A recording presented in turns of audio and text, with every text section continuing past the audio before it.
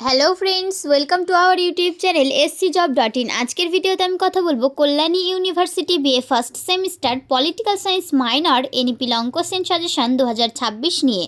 তোমাদের মধ্যে যাদের ফার্স্ট সেমিস্টারে পলিটিক্যাল সায়েন্স মাইনর পেপারটি রয়েছে, এই ভিডিওটি তাদের জন্য খুবই হেল্পফুল হতে চলেছে। এই ভিডিওটিতে আমি তোমাদেরকে দেখাবো তোমাদের first semester political science minor পেপারের সিলেবাসে কী কী রয়েছে এবং সিলেবাস অনুযায়ী কোন কোন ইউনিট থেকে কী কী প্রশ্ন রয়েছে। তাই ভিডিওটি স্কিপ না করে শেষ পর্যন্ত দেখতে থাকো, আশা করছি তোমরা খুবই উপকৃত হবে। তো চলো প্রথমে তোমাদেরকে তোমাদের first semester political science minor পেপারের সিলেবাসটি দেখিয়ে দিই। সিলেবাসের হেডলাইনে প্রথমে তোমরা দেখতে পাচ্ছ ইন্ডিয়ান কনস্টিটিউশন ভারতীয় সংবিধান সিলেবাস 2025 টু 2026। ইউনিট 1 গণপরিষদের ভূমিকা ভারতীয় সংবিধানের প্রস্তাবনা ও দর্শন। ইউনিট 2 মৌলিক অধিকার ও মৌলিক কর্তব্য রাষ্ট্র পরিচালনার নির্দেশমূলক নীতি। ইউনিট 3 ভারতীয় যুক্তরাষ্ট্রের প্রকৃতি ও প্রবণতা কেন্দ্র রাজ্য সম্পর্ক পঞ্চম ও ষষ্ঠ তপশিল পঞ্চায়েত ও পৌরসভা। ইউনিট 4 কেন্দ্রীয় আইনসভা ও কার্যনির্বাহী রাষ্ট্রপতি ও উপরাষ্ট্রপতি প্রধানমন্ত্রী ও মন্ত্রিপরিষদ প্রধানমন্ত্রী ও রাষ্ট্রপতির সম্পর্ক। ইউনিট 5 আইন বিভাগ রাজ্যসভা ও লোকসভার গঠন ও কার্যাবলী অধ্যক্ষের ভূমিকা। ইউনিট 6 বিচার বিভাগ সুপ্রিম কোর্ট ও হাইকোর্টের গঠন ও কার্যাবলী বিচার বিভাগের সক্রিয়তা জনস্বার্থ মামলা। এবার আমি তোমাদেরকে সিলেবাস অনুযায়ী কোন কোন ইউনিট থেকে কী কী প্রশ্ন রয়েছে সেগুলি দেখাবো। তার আগে তোমরা পরীক্ষার নির্দেশিকাটি ভালো করে দেখে নাও। তোমাদের 2 মার্কের 8টি প্রশ্ন থাকবে, যে কোনো 5টি প্রশ্নের উত্তর দিতে হবে। এরপরে তোমাদের 5 মার্কের 4টি প্রশ্ন থাকবে, যে কোনো 2টি প্রশ্নের উত্তর দিতে হবে। 10 মার্কের তোমাদের 4টি প্রশ্ন থাকবে, যে কোনো 2টি প্রশ্নের উত্তর দিতে হবে। তোমাদেরকে এবার আরও একটি কথা জানিয়ে দিই, তোমরা আমাদের কাছে সমস্ত সেমিস্টারের সমস্ত পেপারের সাজেশন পিডিএফ কপি পেয়ে যাবে। ফার্স্ট সেমিস্টারের একটি পেপারের সাজেশন প্রাইস মাত্র 99 টাকা। তোমরা অনেকেই জিজ্ঞাসা করো যে শর্ট কোশ্চেনগুলো কি দেবেন না, তাদের জন্য বলে রাখি অবশ্যই দেওয়া হবে। এটি যেহেতু পেড সাজেশন তাই ভিডিওতে শুধুমাত্র লং কোশ্চেন অ্যান্সারগুলোই দেখানো হয়, শর্ট কোশ্চেন অ্যান্সারগুলো দেখানো হয় না। তোমরা যখন 99 টাকা পেমেন্ট করে সাজেশনটি বাই করবে তখন তোমাদেরকে শর্ট কোশ্চেন অ্যান্সার এবং লং কোশ্চেন অ্যান্সার দুটো পিডিএফ কপি সেন্ড করে দেওয়া হবে। তো এবার শুরু করা যাক। ইউনিট 1 গণপরিষদ ও প্রস্তাবনা। প্রথম প্রশ্ন রয়েছে, প্রস্তাবনা কি ভারতের সংবিধানের অবিচ্ছেদ্য অংশ? ব্যাখ্যা করো। আমাদের সাজেশনে প্রত্যেকটি প্রশ্নের উত্তর খুবই সুন্দর পয়েন্ট আকারে দেওয়া রয়েছে, তোমরা দেখতে পাচ্ছ। প্রত্যেকটি ইউনিটের বেশি গুরুত্বপূর্ণ প্রশ্ন উত্তরগুলি সাজেশনের প্রথম দিকে এবং কম গুরুত্বপূর্ণ প্রশ্ন উত্তরগুলি তারপরে সাজানো রয়েছে। আমাদের সাজেশনের মতো এত সুন্দর পয়েন্ট আকারে সাজানো কোয়ালিটি সম্পন্ন সাজেশন আশা করছি তোমরা আর কোথাও পাবে না। তাই এখন থেকেই যদি তোমরা আমাদের কাছ থেকে সাজেশনগুলি সংগ্রহ করে পড়া শুরু করো তাহলে পরীক্ষাতে খুবই ভালো রেজাল্ট করতে পারবে। আমাদের কাছ থেকে সাজেশন পিডিএফ কপিটি বাই করার তোমাদের সুবিধা হচ্ছে, তোমরা আলাদা করে তোমাদেরকে আর কোনো টেক্সট বুক বা সাজেশন বুক ফলো করতে হবে না। এই সাজেশন পিডিএফ কপির মধ্যে থেকে সমস্ত প্রশ্ন উত্তর কমন পেয়ে যাবে। এরপরের প্রশ্ন দেখো, ভারতীয় সংবিধানের প্রধান বৈশিষ্ট্যগুলি আলোচনা করো। তোমরা যদি আরও অন্যান্য সেমিস্টারের অন্যান্য পেপারের সাজেশন ভিডিও দেখতে চাও তাহলে আমাদের চ্যানেলটি সাবস্ক্রাইব করে রাখো। সাজেশন সম্পর্কে যদি তোমাদের কোনো রকমের কোনো প্রশ্ন থেকে থাকে তাহলে এই ভিডিওর কমেন্ট বক্সে জানিয়ে যেতে পারো, প্রয়োজনে আমাদেরকে হোয়াটসঅ্যাপও করতে পারো। এরপরের প্রশ্ন, গণপরিষদ কি ভারতের জনগণের প্রতিনিধিত্ব করেছিল? তোমরা আর কোন কোন পেপারের কোন কোন সেমিস্টারের সাজেশন ভিডিও দেখতে চাচ্ছ কমেন্ট বক্সে লিখে জানিও। আমাদের কাছ থেকে যদি তোমরা এই সাজেশন পিডিএফ কপিগুলি বাই করো তাহলে অবশ্যই তোমরা উপকৃত হবে। এরপরের প্রশ্ন, ভারতীয় সংবিধানের প্রস্তাবনার তাৎপর্য বিশ্লেষণ করো। আমাদের এই ভিডিও ডেসক্রিপশন বক্সে তোমরা পেয়ে যাবে আমাদের WhatsApp number, website link, online payment number এবং আরও অন্যান্য ইম্পর্টেন্ট ইনফরমেশান, তাই ডেসক্রিপশন বক্সটি ফলো করতে একদমই ভুলো না। এরপরের প্রশ্ন, ভারতীয় গণপরিষদের গঠন ও কার্যাবলী আলোচনা করো। এরপরের প্রশ্ন, ভারতীয় সংবিধানের প্রস্তাবনার লক্ষ্য ও উদ্দেশ্য সম্পর্কে আলোচনা করো। এরপরের প্রশ্ন, ভারতীয় সংবিধান রচনায় গণপরিষদের ভূমিকা ও গুরুত্ব সম্পর্কে আলোচনা করো। এরপরের প্রশ্ন, গণপরিষদ কি ভারতের জনগণের প্রতিনিধিত্ব করেছিল? এরপরের প্রশ্ন, ভারতীয় সংবিধানের প্রস্তাবনায় যে দার্শনিক ভিত্তির প্রতিফলন ঘটেছে সে সম্পর্কে একটি টিকা লেখো। পরের প্রশ্ন, ভারতীয় সংবিধানের সংশোধন সম্পর্কে সংক্ষেপে আলোচনা করো। এরপরে রয়েছে ইউনিট 2 মৌলিক অধিকার ও কর্তব্য। প্রথম প্রশ্ন রয়েছে, রাষ্ট্র পরিচালনায় নীতিসমূহ নির্মাণে নির্দেশাত্মক বা নির্দেশমূলক নীতির গুরুত্ব বা তাৎপর্য ব্যাখ্যা করো, অথবা নির্দেশাত্মক নীতিগুলির তাৎপর্য ব্যাখ্যা করো। এরপরের প্রশ্ন, ভারতীয় নাগরিকদের মৌলিক অধিকারগুলি সম্পর্কে আলোচনা করো। এরপরের প্রশ্ন, শিক্ষার অধিকার সম্পর্কে সংক্ষেপে আলোচনা করো।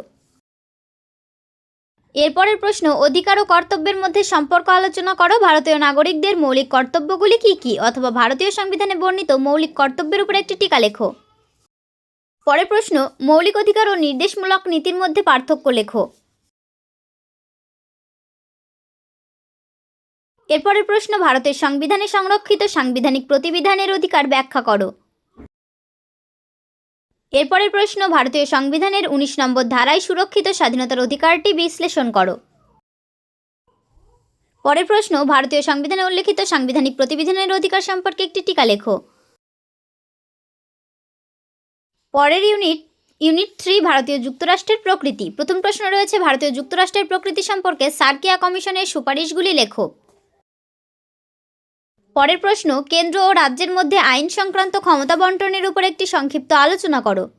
এরপরের প্রশ্ন, ভারতীয় যুক্তরাষ্ট্র ব্যবস্থার ফেডারেলিজম বৈশিষ্ট্যগুলি আলোচনা করো, অথবা ভারতীয় যুক্তরাষ্ট্রের প্রকৃতি আলোচনা করো।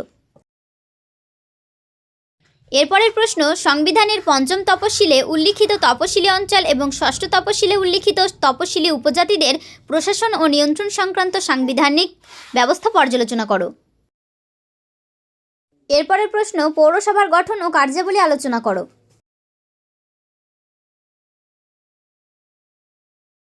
পরের প্রশ্ন, পঞ্চায়েতের গঠন ও কার্যাবলী আলোচনা করো। পরের প্রশ্ন, ভারতীয় সংবিধান অনুযায়ী কেন্দ্র ও রাজ্যের মধ্যকার শাসনতান্ত্রিক সম্পর্ক আলোচনা করো, অথবা ভারতে কেন্দ্র ও রাজ্যের শাসনতান্ত্রিক সম্পর্ক আলোচনা করো। এরপরের প্রশ্ন, ভারতীয় যুক্তরাষ্ট্রের প্রকৃতি সম্পর্কে ভেঙ্কট চেল্লাইয়া কমিশনের সুপারিশগুলি লিখো। এরপরে রয়েছে ইউনিট 4, কেন্দ্রীয় আইনসভা ও কার্যনির্বাহী। প্রথম প্রশ্ন রয়েছে, ভারতের রাষ্ট্রপতি ও প্রধানমন্ত্রীর মধ্যেকার সম্পর্কটি আলোচনা করো। পরের প্রশ্ন, ভারতের রাষ্ট্রপতির ক্ষমতা ও কার্যাবলী আলোচনা করো।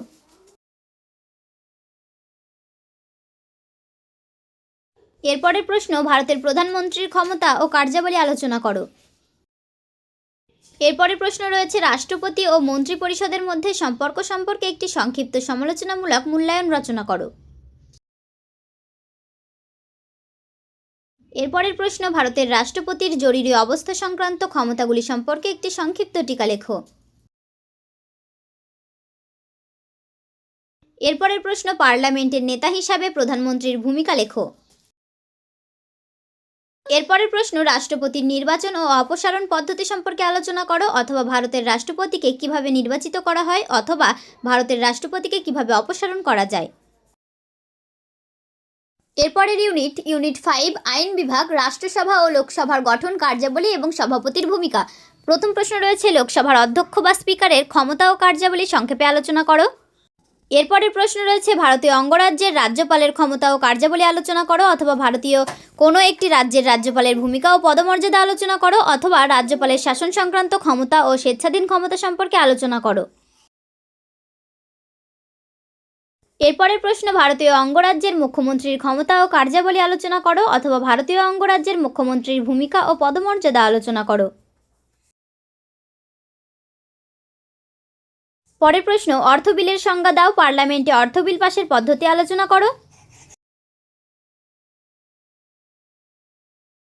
পরের প্রশ্ন, ভারতের পার্লামেন্ট বা কেন্দ্রীয় সংসদের গঠন ও কার্যাবলী আলোচনা করো। পার্লামেন্ট কি সার্বভৌম, অথবা লোকসভার গঠন ও ক্ষমতা ও কার্যাবলী সম্পর্কে আলোচনা করো।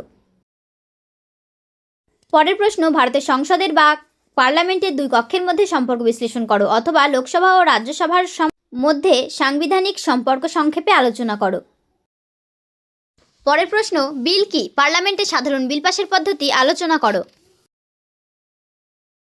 এরপরে রয়েছে ইউনিট 6, বিচার বিভাগ, সুপ্রিম কোর্ট ও হাইকোর্টের গঠন ও কার্যাবলী, বিচার বিভাগীয় সক্রিয়তা, জনস্বার্থ মামলা। প্রথম প্রশ্ন রয়েছে, ভারতের সুপ্রিম কোর্টের ক্ষমতা ও কার্যাবলী বর্ণনা করো, অথবা ভারতের সুপ্রিম কোর্টের ক্ষমতা ও এখতিয়ার পর্যালোচনা করো। এরপরে প্রশ্ন রয়েছে, ভারতের বিচার বিভাগীয় সক্রিয়তা সমীক্ষা সম্পর্কে সমালোচনামূলক মূল্যায়ন করো, অথবা ভারতবর্ষের বিচার বিভাগীয় সক্রিয়তা পর্যালোচনা করো।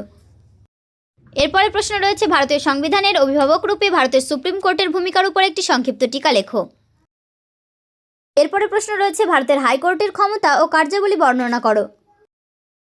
পরের প্রশ্ন রয়েছে, জনস্বার্থ মামলা বলতে কি বোঝো, অথবা ভারতবর্ষের জনস্বার্থ মামলার উপর একটি সংক্ষিপ্ত টিকা লেখো, অথবা জনস্বার্থ মামলা সম্পর্কে সমালোচনামূলকভাবে সংক্ষেপে বিশ্লেষণ করো।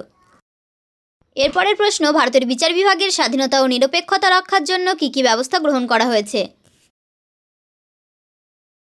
এরপরের প্রশ্ন, ভারতীয় সংবিধানের 32 নম্বর ধারায় উল্লেখিত পরমাদেশ ও অধিকার পৃচ্ছা বলতে কী বোঝায়? অথবা ভারতীয় সংবিধানের 32 ও 226 নম্বর ধারায় মৌলিক অধিকার রক্ষার জন্য শাসনতান্ত্রিক প্রতিকার পাওয়ার অধিকারটি বর্ণনা করো। পরের প্রশ্ন, সুপ্রিম কোর্ট এবং হাইকোর্ট মৌলিক অধিকারগুলি বলবৎ করার উদ্দেশ্যে কী কী লিখিত আদেশ জারি করতে পারে সেগুলি আলোচনা করো। তো এই ছিল আমাদের আজকের সম্পূর্ণ সাজেশনের ভিডিওটি যদি তোমাদের কাছে ভালো লেগে থাকে তাহলে ভিডিওটিতে একটি লাইক করে তোমাদের বন্ধুদের কাছে শেয়ার করে দাও, যাতে তারাও উপকৃত হতে পারে। আর ভিডিওটি যদি তোমাদের কাছে হেল্পফুল মনে হয়ে থাকে তাহলে চ্যানেলটি সাবস্ক্রাইব করে অল নোটিফিকেশনটি অন করে রাখো এবং এরকম আরও হেল্পফুল ভিডিও সবার আগে দেখতে থাকো।